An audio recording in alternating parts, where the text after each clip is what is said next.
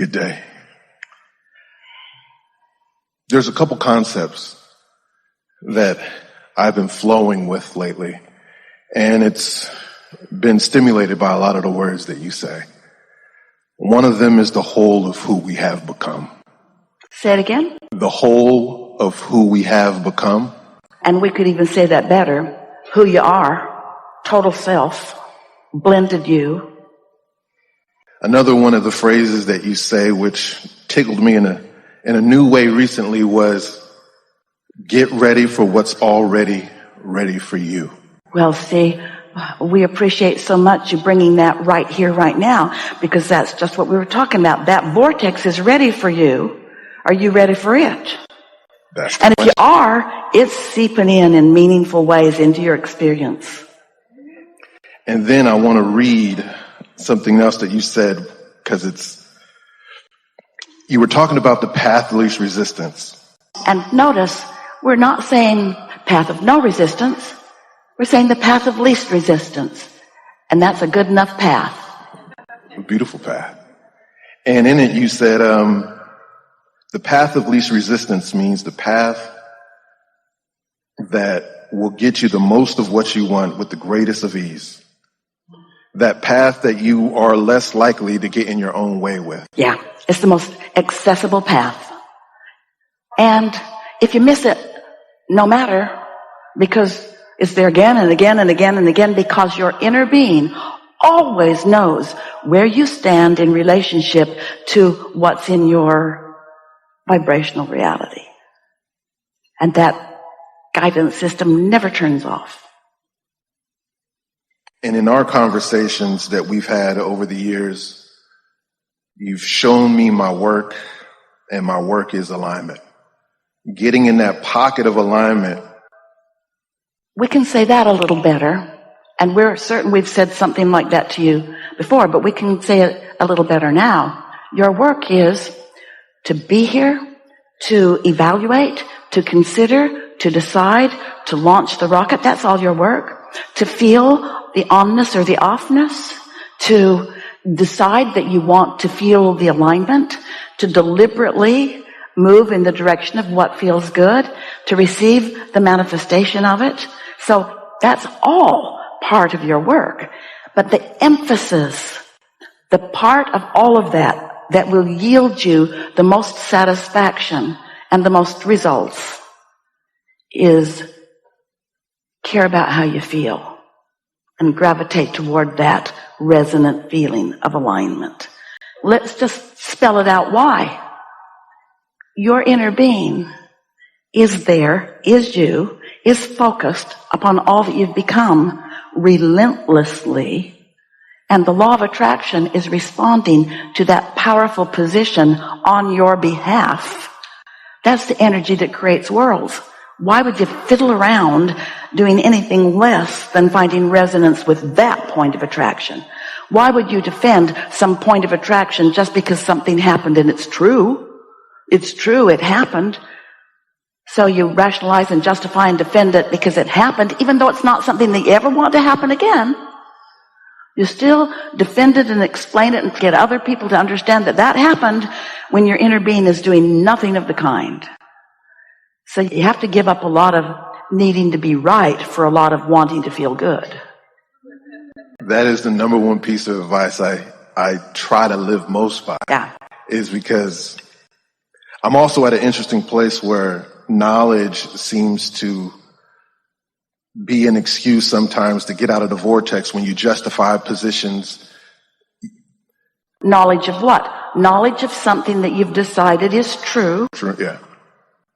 And so, even though it's not something that you want to add to or be part of or attract, and we want to take a minute and tell you why that is. When you feel less than alignment, when you feel negative emotion at so many levels of your being, you know something's jacked up. There's something really, really off here. And so you feel like defending the offness of it because it happened. It's like I need to explain to somebody that it happened.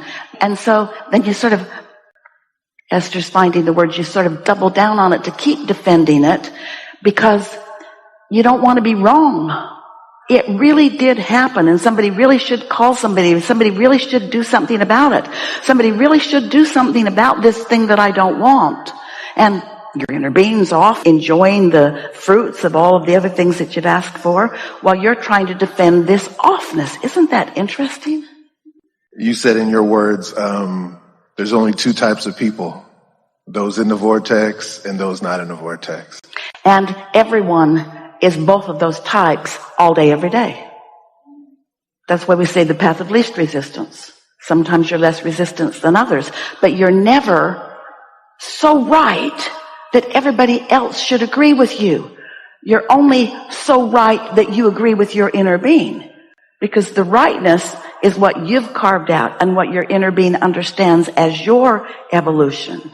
Mm-hmm. Yes, versus trying to rendezvous on points of agreement versus rendezvousing on points of alignment. Well said. There's a lot that you have to come to know before you're willing to let others have attitudes and opinions about things that you don't want. Because until you know for sure that it's attraction, no assertion.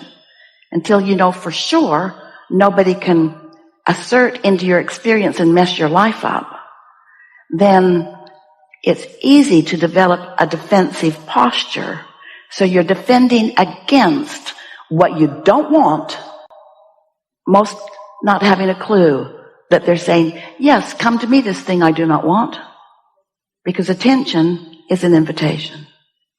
So when lately I've been creating, and the majority of my time I'm putting in on alignment, and I'm trying to spend less time in the creating phase and more aligning with. What we would translate that to be is, I'm looking for more things to have fun with. I'm looking for more things that I take pleasure in. I'm being nicer to myself. I'm not trying to fix everything all at once. I'm taking things as they come. I'm looking for fun. I'm looking for interesting conversations. I'm hanging around with people that are easy to feel good with. I'm following the path of least resistance. I'm not trying to prove my worthiness anymore. I've accepted that I am worthy. And so now I'm just looking for ways that affirm my worthiness. I don't have to beat the pavement. I don't have to work so hard. I don't need to put in the hours. I can be more often a pointer. I can find the positive aspects in myself and in others. I can see the good in the world, even though there's a whole bunch of stuff going on that seems really out of whack. I know my work is to see past that to what's in the vortex and to celebrate how good I feel on my way to me being a manifester of more of that. Yeah? I love our dance. This is such a beautiful dance because we're having a conversation with your words in my mind. It's amazing. These are your words. Exactly. I love it, right? You express everything in my life like I'm not doing as much more for the transactional output, and I'm living a level of abundance. You already did the transactional step one output work in step one. You did it. Source did it. Law of Attraction's doing it. So that part of it is done. Now what? Line up with it. Which means chill. The story of how I've translated things that I've put in my vortex guides me through my day, and it's still some of my ambitions, but it appears that I'm just in love in the playing, enjoying, aligning, meditating, running, having fun, journaling, having conversations with the likes of you and all of non-physical through my own process. And those ambitions seem to continue to extend, not necessarily beyond my grasp, but I'm having so much fun in what I'm doing. Is it like when I met my wife and I didn't ask for it to come how it came and it just swept in and it was what it was?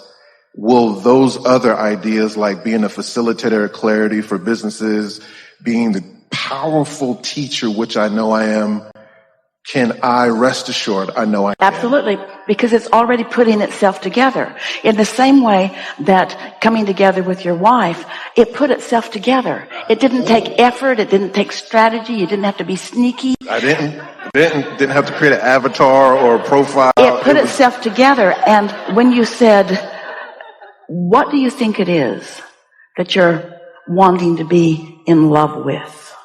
What is that in love? In love with what? Just the satisfaction of the unfolding moments of life, just to be human, be present in this physical body. But in love with what? Me. It's literal. In love. I wrote a poem about this exact thing. Love is like a place. And once you get in there with me, in love, it's the only place your inner being ever is. When you are in love, it means you are in alignment.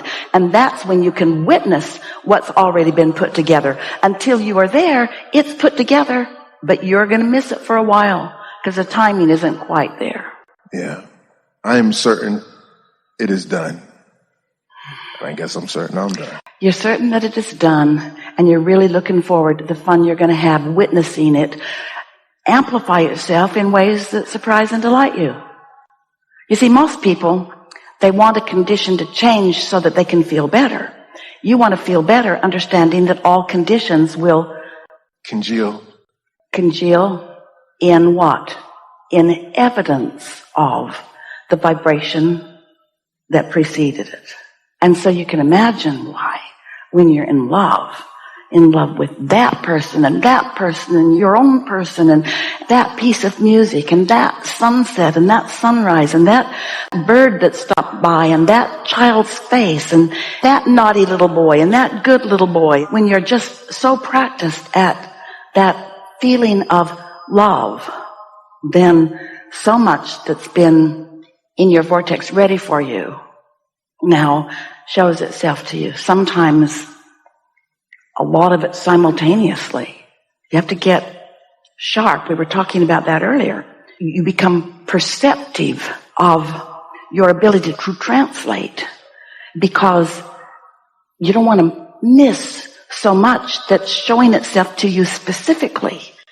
It's like if you ever listen to a comedian or listen to a piece of music or listening or reading to a passage in a book, and it's like every word there, you're in love with it because it's all meaningful to you, not just one phrase in a big old paragraph, but almost all of it is meaningful to you because when you are tuned in, tapped in, turned on, when you are in sync with your inner being, you have conscious awareness of all of those pieces that you put there, and then you feel enormous satisfaction when those pieces reflect them back to you.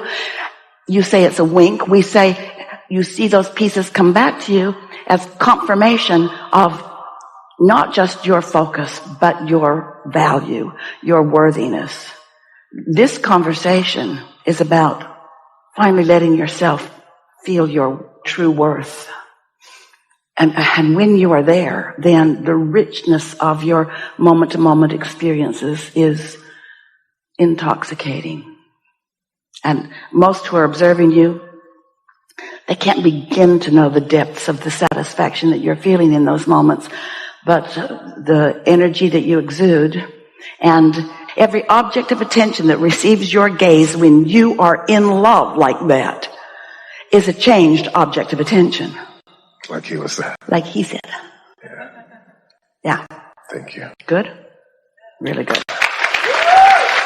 Really good.